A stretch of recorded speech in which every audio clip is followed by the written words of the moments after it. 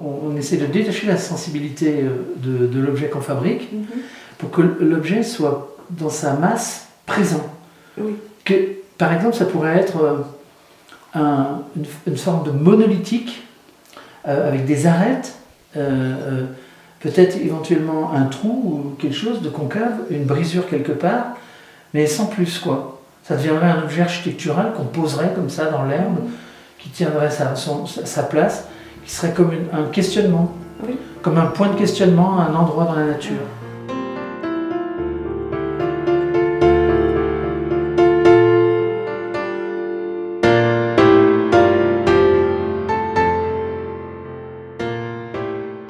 Quand je suis arrivé au Japon, j'ai vu une foultitude de fours semi-enterrés ou à plusieurs chambres, à flanc de montagne, des trucs immenses, des fois à 12 grandes chambres qui dataient du XVIIe siècle, des fours historiques à Kyoto. Disons qu'en Extrême-Orient, jusqu'à Corée, Vietnam, Chine, Japon, c'est tous ces pays d'Extrême-Orient qui sont les maîtres de la céramique à partir des Mérovingiens, quoi. C'est qu'à partir de François Ier qu'on relance avec la Renaissance, qu'il y a la majolique et tout ça, et puis ça se développe plutôt comme ça, surtout le bassin méditerranéen, plutôt les terres à basse température, mais avec des vernis au plomb ou à galène. Mais par contre, c'est de la poterie très jolie dans le sud. Si on ne met pas d'acide dedans, ça peut aller. Si on ne met pas de vinaigre, et tout comme ça. Mais bon, c'est fini, c'est interdit d'en employer de ça. Alors c'est décoratif, quoi, cette poterie-là. Tandis que le grès, lui, comme il cuit plus haut, il est ingélif aussi, parce que nous, selon les régions aussi, entre le sud et le nord, eh ben, c'est marrant, mais la nature fait bien les choses. Les argiles résistent au gel, alors que dans le sud, elles ne résisteraient pas, quoi. C'est l'alimentation au premier jour de cuisson. Ça, c'est une arrivée d'air. Et ça, c'est l'alimentation au bout du deuxième jour, jusqu'à la fin de cuisson. Et ça, c'est la porte qui vient se fixer dans les boulons qui se trouvent ici et qui vient plaquer contre cette porte.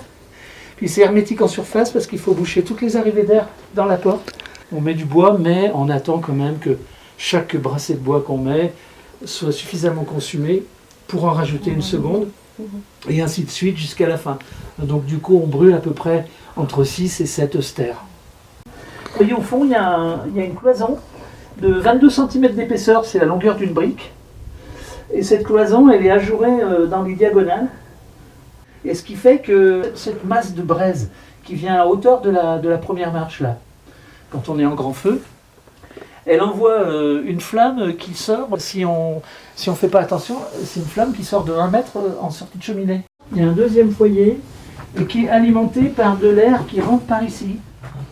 Et cet air, il passe le couloir central, là, qui est à l'intérieur. Puis il y a un couloir vertical. Et après, sur l'épaisseur des 2 plaques, il y a un tunnel en éventail qui aboutit à une grille sur la face intérieure du foyer, où il y a une alternance d'arrivée d'air, une brique, arrivée d'air, brique, pour qu'on puisse après poser la dernière couche de briques. On a tellement haut de braise là, que l'air qui arrive dans la porte ici au départ, il ne peut plus aller jusqu'au fond.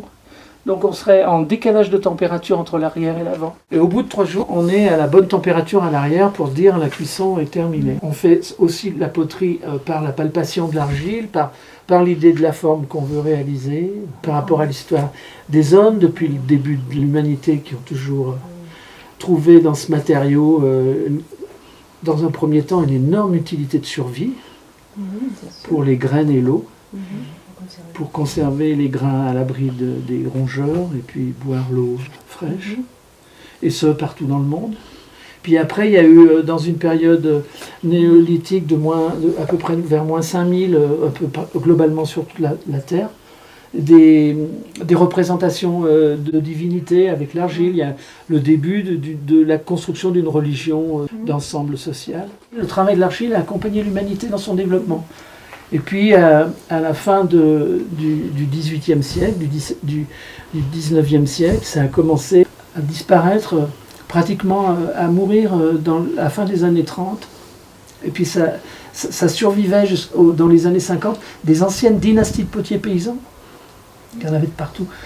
Dans les endroits en France où il y avait vraiment une culture régionale, comme à Saint-Amand, la Borne, nos enseignants, ils ont vécu pendant l'occupation une forme de résistance poétique à la sauvagerie du monde, et ils ont continué de perpétuer un travail artistique. Ce qui est le plus dur dans l'action de vouloir rester poète ou de vouloir développer la poésie en soi, c'est d'arriver à tenir le choc par rapport à la structuration de notre société qui est quand même basée plus sur l'argent et la possession.